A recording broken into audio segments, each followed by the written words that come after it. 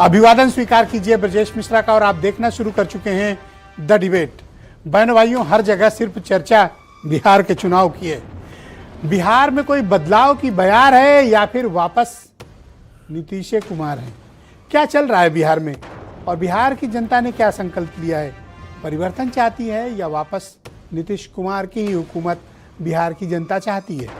अब जब पहले चरण की वोटिंग को कुछ ही घंटे बचे हुए हैं, हम घंटों की शक्ल में देखेंगे क्योंकि 6 को पहली वोटिंग होने जा रही है और कल चुनाव प्रचार का वहां पर अंतिम दिन होगा पहले चरण का।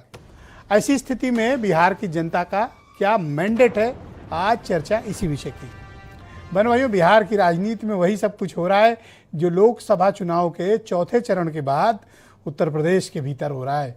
बिहार की राजनीति में कट्टा, कटुता, कनपटी पर तमंचा, अप्पू, पप्पू, लप्पू, गुड्डू, टप्पू, बंदर, बहुत सी चीज़ों का आगाज हुआ है। तो क्या बिहार में मुद्दों का अकाल पड़ गया है या फिर वाकई में नेताओं ने अपनी बोली भाषा बदल ली है? और मुझे लगता है कि अभी दूसरा चरण का प्रचार खत्म होते होते बात गाली गलौज तक न पहुंच जाए, बस इसी चीज़ का हमें इंतज़ार करना चाहिए। तो क्या हो रहा है बिहार की राजनीति में और बिहार की जनता के मुद्दे क्या हैं? इस बार बिहार का वोटिंग पैटर्न क्या है? बहनों भाइयों, बिहार एक ऐसा कॉम्प्लिकेटेड पॉलिटिकल स्टेट है कि जहां मैंडेट के बारे में या जनादेश के बारे में कोई भी पूर्वानुमान करना कई बार बहुत जोखिम भरा होता है। और इसके पहले बिहार को लेकर जितने भी सर्वे या जो भी सर्वेक्षण हुए या जो भी ओपिनियन पोल्स आई, उन सब में बहुत सन्नाटा। और इस बार एक खास बात आप देख रहे होंगे कि सुरेंद्र राजपूत के जितने भी साथी चैनल हैं, जहां जहां भी वो डिबेट्स में बैठते हैं, इस बार उनमें से कोई ना तो ओपिनियन पोल कर रहा है, ना कोई सर्वे कर रहा है और ना कुछ बता रहा है कि सरकार किसकी आएगी। अब पता नहीं ऐसा क्या हुआ है नोएडा में या दिल्ली में कि इस बार कोई भी वो जोखिम लेने को तैयार नहीं। मैं उसका कारण बताता हूँ। सबके जोखिम मुंह के बल गिरते हैं और एक दो चुनाव में नहीं। ऐसा सुरेंद्र जी के साथी अक्सर हो चुका है उनके साथ। तो अब उनकी मजबूरी है कि अब वो अगर सही बात बताते हैं तो एक तरफ मुसीबत, और अगर नहीं बताते हैं तो जनता डंडा लेके बैठी है। तो इस बार मीडिया ने एक अच्छा काम किया कि इस बार कोई अभी तक किसी ने कोई ओपिनियन पोल चलाने का जोखिम नहीं उठाया। जो इस धंधे में पुश्तैनी थे, खानदानी थे, जिनके मतलब बाप दादा खप गए सर्वेक्षण सर्वे करने में, सुरेंद्र जी बता रहे थे उन्होंने भी नहीं किया इस बार। तो कुछ तो बात होगी, यानी बिहार में इस बार खास बात है।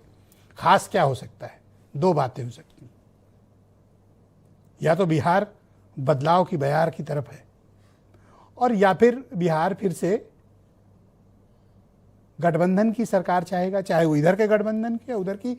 मैं उधर की ही बात कर लेता हूं जिनकी अभी हुकूमत है। क्या उनको सत्ता वापस मिल सकती है? बहनों भाइयों, सबको लेकर नाराजगी होगी, लेकिन Nitish Kumar as a person, as a chief minister, उनकी बुराई करने वाले लोग कम मिलेंगे। जिस व्यक्ति ने पूरे चुनाव के दौरान सुरेंद्र जी की मीडिया को एक बयान न दिया हो, एक इंटरव्यू न दिया हो, एक किसी अखबार में बयान न दिया हो, सोशल मीडिया तक पे कुछ न दिया हो, कोई पॉडकास्ट, कोई इंटरव्यू, कोई बयान नहीं, कुछ भी नहीं, और वो व्यक्ति 20 साल से चीफ मिनिस्टर और इस बार भी चुनाव मैदान में मुद्दा नीतीश कुमार हैं।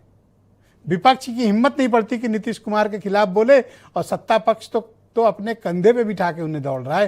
किस्मत हो तो नीतीश कुमार जैसे। तो इन दिनों क्या चल रहा है चुनाव प्रचार के दौरान? मैं आज कुछ स्टेटमेंट सुनाऊंगा आपको कि देखिए बिहार में हमारे नेताओं की बोली भाषा कैसी है, कोर इशूज़ के बजाय वो किन किन इशूज़ पर बयान दे रहे हैं। इसमें सभी लोग सम्मिलित हैं। तो मैं चाहता हूं, छोटे छोटे स्टेटमेंट हैं लेकिन आप सबको सुनिए। आरजेडी ने कांग्रेस की कनपट्टी पर कट्टा रखकर मुख्यमंत्री की उम्मीदवारी का वो प्रचार का वो जो हथियार था ना, वो भी चोरी कर लिया। कांग्रेस की लुटिया तो बिहार में सालों से पहले ही डूब चुकी थी। उनके पास खोने के लिए कुछ नहीं था।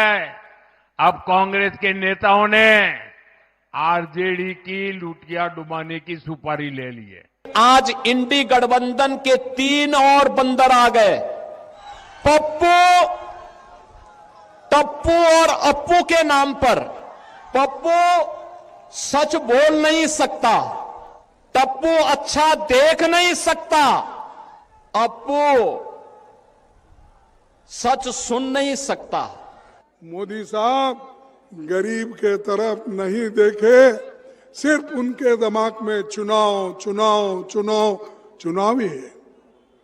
या तो चुनाव के दिन सब जगह फिरते हैं, या तो विदेशों में घूमते हैं। और ये भारतीय जनता पार्टी का जो बंडल राज है, बंडल राज नहीं चलने दिया जाएगा।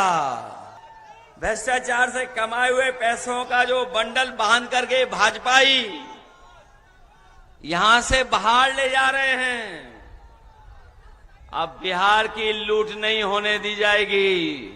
गृह मंत्री जी, प्रधानमंत्री जी हमेशा अतीत की बातें करते हैं। ये इसलिए बिगड़ा हुआ है क्योंकि जवाहरलाल नेहरू ने बिगाड़ा होगा। आज तुम्हारी गांव में टूटी से पानी इसलिए नहीं आ रहा है क्योंकि इंदिरा जी ने कुछ किया होगा। मैं एक सुझाव देना चाहती हूं प्रधानमंत्री जी को कि वो एक नया मंत्रालय बना दें और उसका नाम रखें अपमान मंत्रालय, ताकि उनका समय व्यर्थ ना हो। वो बड़ी बड़ी सूचियां निकाल देते हैं कि हमें इसने गाली दी, उसने गाली दी, इसने हमारा अपमान किया।